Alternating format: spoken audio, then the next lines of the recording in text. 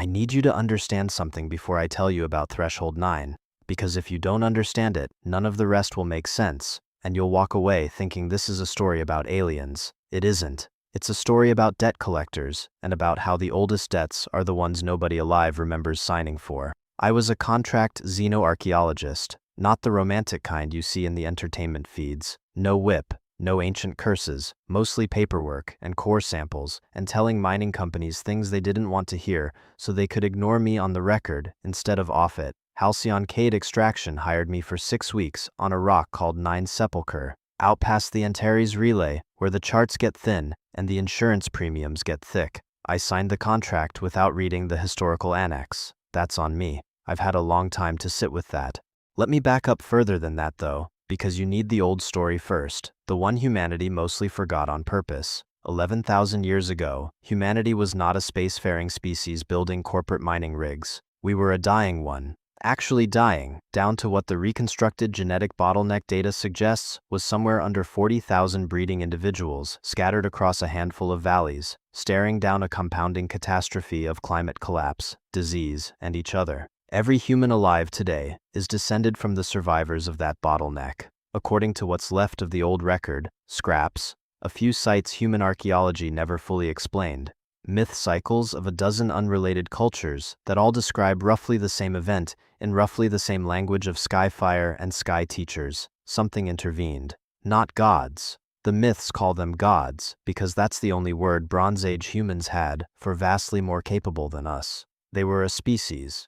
Old even then. The record calls them the Kesh, a human transliteration of a sound no human throat can fully produce. So take it as a working label and not a real name. The Kesh didn't conquer us, and they didn't uplift us in the tidy way the entertainment feeds dramatize, handing us fire and starships in one clean gesture. What they did, as far as anyone has reconstructed, was smaller and stranger. They stabilized the climate collapse just enough. They suppressed 2 pandemics the genetic record says should have finished the job. They left behind a handful of sites, sealed, inert, built to look like nothing at all, that our ancestors mythologized into temples and mountains and the bones of giants. And then they left. Before they left, they did one more thing.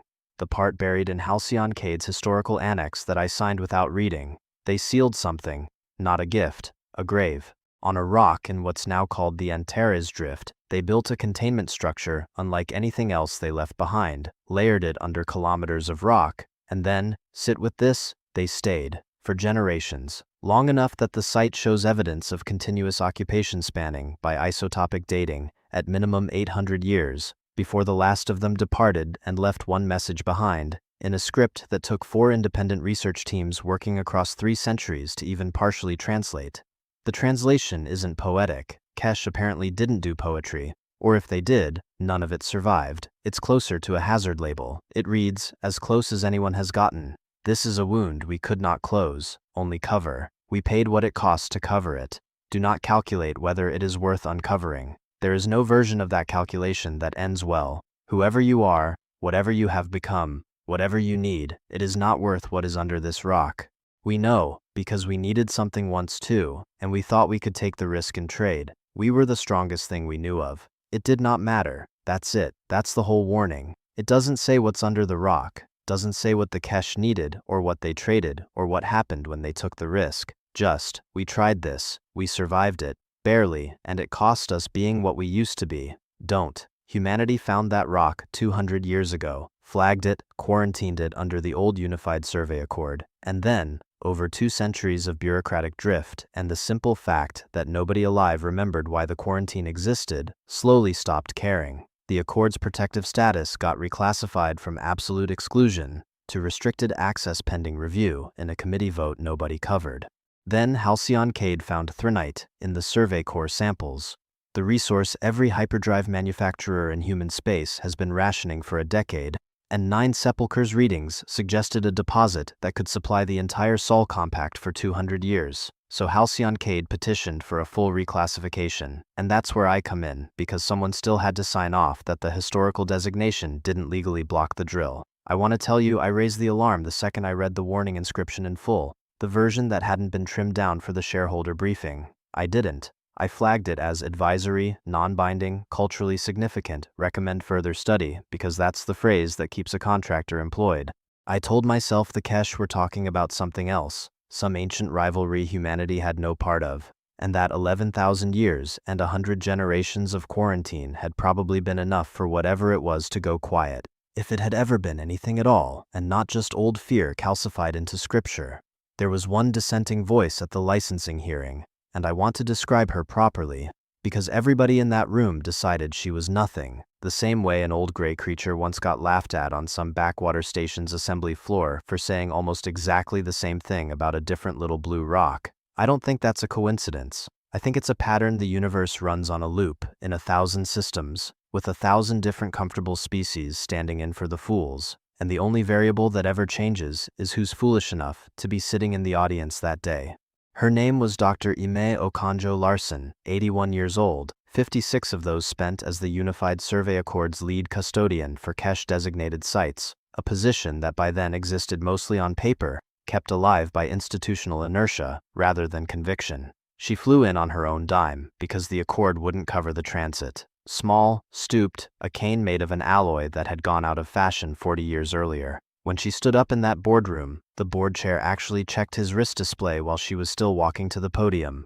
"You are about to open something," she said, "that 11,000 years of a species vastly more capable than us decided was worth abandoning an entire outpost to keep shut. I need you to sit with that fact before you sit with the shareholder projections. They did not leave a fence. They left a tomb, and they stayed to guard it for 8 centuries before they gave up and simply covered it instead. Something made an advanced spacefaring civilization choose permanent retreat over continued vigilance. I would like someone in this room to explain to me what a mining consortium has that the Kesh did not." The chair thanked her for her passion. That's the word he used. Passion. Like she'd shared a hobby. He said the Accord's own reclassification, voted through 11 years earlier, had already determined the site posed no active threat, only a preservation-worthy historical footprint, and that Halcyon Cade intended to conduct the extraction with full respect for that footprint, including, I remember this line because I helped write it, a dedicated on-site cultural liaison to ensure archaeological best practices. That was me. I was the dedicated on-site cultural liaison. I was the fig leaf. Dr. Okonjo-Larsen didn't sit down quietly. She said one more thing before security walked her out. Not aggressively, just efficiently, the way you'd escort someone whose time was up. She said, "The Kesh translation isn't ambiguous. It says they thought they could take the risk in trade, the same as you're about to. It says it did not matter that they were the strongest thing they knew of. I would ask this board to consider, seriously, whether a mining consortium believes itself stronger than a species that built ships that could cross the gap between stars, while your ancestors were still deciding whether fire was safe to keep indoors. And if you do not believe that, I would ask you to explain to me what exactly you think you have that they didn't." Nobody answered her. The vote carried 9-1. I don't know who the one was. I never found out, and I've always regretted not asking. We broke ground on 9 Sepulchre 4 months later. 40-person crew, standard deep excavation rig, cutting down through 11 kilometers of rock that got stranger the deeper we went, layered in a way that didn't match any natural stratification model, like something had been built in shells, deliberately, the way you'd wrap something you were afraid of. Most of it was tedious, and the tedium is part of the point. Nothing about it felt like a horror story while it was happening. It felt like a long, boring core drilling operation, with better catering than usual, because Halcyon Cade wanted good morale footage for the shareholder feed. We found Kesh technology at the 4-kilometer mark, inert, corroded past function. We found the first inscriptions at 6 kilometers, more warnings, shorter, more urgent, degrading in legibility the deeper they went, which our lead engineer joked meant the Kesh had gotten bored of writing them, and everybody laughed, because tedium makes people careless with jokes.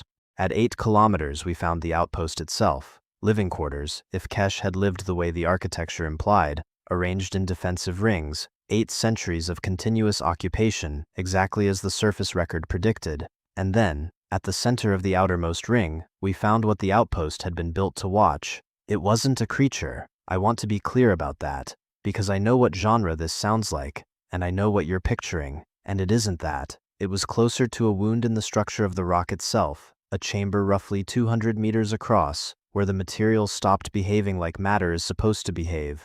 where our instruments returned readings that didn't just fail to make sense, they actively contradicted each other from 1 meter to the next, like reality itself had been damaged there, and something had grown, slowly, patiently, in the damage. We didn't understand what it was. I still don't, not fully, 11 years on. What I understand is what it did, and what it did was wake up, 4 days after our drill breached the outermost containment shell, at 0340 station time, while a night crew of 6 was running structural scans 200 meters from the chamber. Every one of them died in under a minute. The official Halcyon Cade incident report, the one that made it to the public record, called it an unforeseen geological event. It wasn't geological. I was in the command module 1100 meters up the shaft when it happened, and I watched the sensor feed go from routine telemetry to catastrophic failure in 9 seconds. And I watched, on the last frame the internal cameras transmitted before the relay died, something that I have described exactly once, to a debriefing officer who didn't believe me, and that I am not going to describe again here, because I don't think language is actually built for it, and I think trying makes it smaller and less true, rather than more understandable. What I can tell you is the shape of what happened after, because that part is documented, and that part is the part that matters to this story, because that part is where humanity comes in. The thing under 9 Sepulchre did not attack like a weapon. It didn't need to. It spread, slowly at first, contained by what was left of the cache structure, then faster as it consumed that structure from the inside, converting the rock and the ruins, and eventually the outer layers of our own excavation rig into something that stopped being describable in normal material terms. Something that our instruments logged as structurally coherent, but physically inconsistent, which is a very careful, very frightened way of saying nobody knew what the readings meant, only that the readings kept getting worse. Halcyon Cade's response was to evacuate the executive staff, seal the transit lanes, and quietly draft a report blaming unstable local geology, while lobbying the Accord to keep the incident classified pending further review, corporate for forever. I know because I sat in on the call where it was decided, 4 hours after the incident, while 34 of my colleagues were still down there, some dead, some simply unaccounted for. Here's the thing, nobody in that call understood. The same thing the Varing on that other station's assembly floor never understood about the little blue rock a few systems over, because I've read the full account since, and the pattern is so exact, it makes my hands cold. They kept treating this as an asset protection problem, contain the incident, protect the company, manage the narrative. What they did not do, what it apparently never occurred to a boardroom full of comfortable people to do, was ask the excavation crew what they wanted, because the excavation crew was still down there, and the excavation crew, as it turned out, had absolutely no intention of waiting quietly to be written off as a line item. There were 19 of us left alive at the 6-kilometer mark when the evacuation order came through, cut off from the surface lift by structural damage, with maybe 11 hours of breathable air between all of us, and a very slow death. Halcyon Cade's response, down the last working relay, was a message from the regional director expressing his deepest condolences and informing us a rescue attempt was under evaluation given the volatile site conditions, which every person in that chamber correctly translated as, "You are not worth the risk to retrieve." I want to tell you what happened next, the way Dr. Okonjo Larson would have wanted it told, because she died 4 years later, still filing reports nobody read, and I think about her more than I think about almost anyone else from that whole catastrophe, because she was right about everything, and it cost her exactly nothing to be right, and it cost the rest of us everything to prove her right the hard way. Our lead engineer was a woman named Priya Achterberg, 40 years in deep excavation work, the kind of quiet, unglamorous competence that never makes the recruitment feeds because it isn't telegenic, just reliable. She'd read the historical annex, all of it, including the parts trimmed for the shareholder briefing, and she'd developed, over 30 years with the company, a clear-eyed understanding of exactly how much Halcyon Cade valued her life relative to its insurance premiums, which is to say, not very much. So when the evacuation order came through as a suggestion to sit tight, she didn't sit tight. She got on the internal channel and told 19 frightened, injured people the truth. Nobody is coming. We have 11 hours of air. There is one structural weakness in the collapsed shaft. Our own drilling logs suggest we might exploit. It is not a good plan. It is likely to kill some of us, and it is still better than 11 hours of waiting to find out if the company changes its mind. What they did with that plan is the part of this story I think about the most, more than the thing in the chamber, more than the boardroom. They didn't have proper cutting equipment, lost or contaminated in the collapse. What they had was mining tools rated for rock, not reinforced Kesh alloy, a structural map 11 years out of date, and each other. And roughly the same quality some forgotten xenoanthropologist once wrote about humanity in a survey file, a species that, faced with hopeless odds, does not reliably do the rational thing. They didn't wait for permission or better tools. They stripped the rig of everything that could conceivably cut, weld, or brace, took turns in 6-hour shifts, and worked for 31 straight hours against a Kesh alloy wall that their own equipment specs said should have taken a professional demolition crew the better part of a week. While the thing in the chamber below kept spreading, kept converting the structure closer to their position, kept, according to what little instrumentation still worked, growing. 3 people died in the attempt.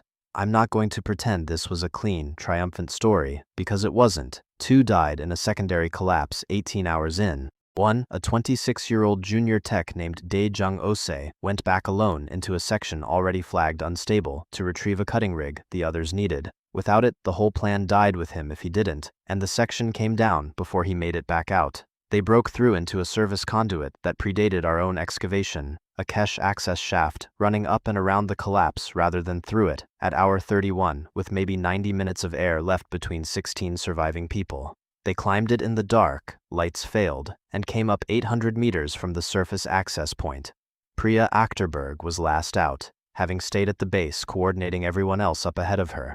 The same way, I'd learned much later, an old woman on a different backwater world once stayed at a launch site to walk a young crew through a sequence she was the only one left who remembered how to run. Halcyon Cade had a shuttle waiting when the 16 of them emerged, mostly because the regional director had finally, 4 hours too late to matter, authorized a retrieval once it was clear the story would leak regardless. It leaked anyway. Priya made sure of it, transmitting a full account to 3 independent news services before Halcyon Cade's legal team could get a gag order attached to anyone's contract. And that account is the reason Nine Sepulchre exists in any public record at all, instead of a filed and forgotten anomaly report. Here's what happened to the thing itself, because I know that's the part you actually want, and I've been putting it off the same way I put off the ending of every version of this story I've ever tried to tell. It didn't stop. That's the part nobody wants to hear, and the part that matters most. Humanity did not swoop in with a clever weapon and defeat an ancient horror in a satisfying third act.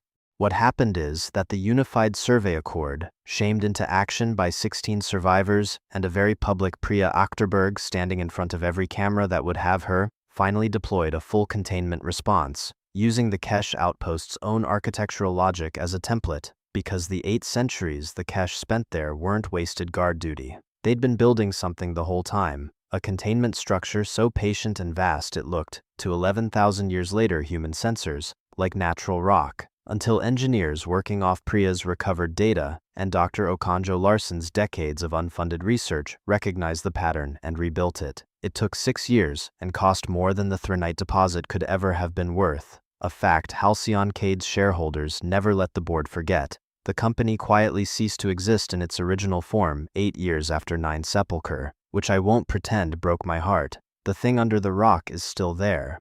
Not defeated, covered, the way the Kesh covered it the first time. The way, I suspect, every species that finds it and survives eventually learns is the only available outcome. Some debts don't get paid off. They only get serviced, generation after generation, by whoever's unlucky enough to be standing near the account when the bill comes due. Dr. Okonjo Larson lived to see the containment structure completed. She was invited to the dedication, thanked publicly by the same board chair who'd once checked his wrist display while she was still walking to the podium. I asked her once, years later, whether it felt good to be right. She gave me a look I still think about, patient and a little sad, and said, "Being right cost 37 people, 3 of them by name I can still recite, and it costs the rest of you 31 hours in the dark. I would have much rather been wrong. Being right is not a victory, it is just a very expensive kind of consolation." I think about that more than I think about the thing in the chamber. The Kesh had already told us everything we needed to know, in the plainest language they had. The horror wasn't a mystery, it was a documented, labeled hazard that a room full of comfortable people reclassified because the alternative was less profitable. The actual unknown quantity, the thing nobody could have fully predicted, was what a handful of frightened ordinary people would do with 31 hours and no good options. That's the only part of this story that was ever worth telling. The Kesh built an outpost and stood guard for 800 years, and then, exhausted, gave up and simply covered the wound instead, leaving a warning behind because a warning was the only inheritance they had left to give. I used to think that ending was a kind of failure, all that strength spent down to nothing. I don't think that anymore. It's the only honest ending there is. You don't get to close wounds like that. You only get to decide who covers them next, how much it costs the people who show up for the job, and whether, when the bill comes due again in another 11,000 years, whoever's standing in that boardroom remembers to read the whole annex before they sign. I read all of it now. Every line, every appendix, every footnote a mining company's legal department ever tried to bury. It doesn't make me feel safe. It just means that when it's my turn to stand at a podium and get laughed at, I'll at least know exactly what I'm talking about.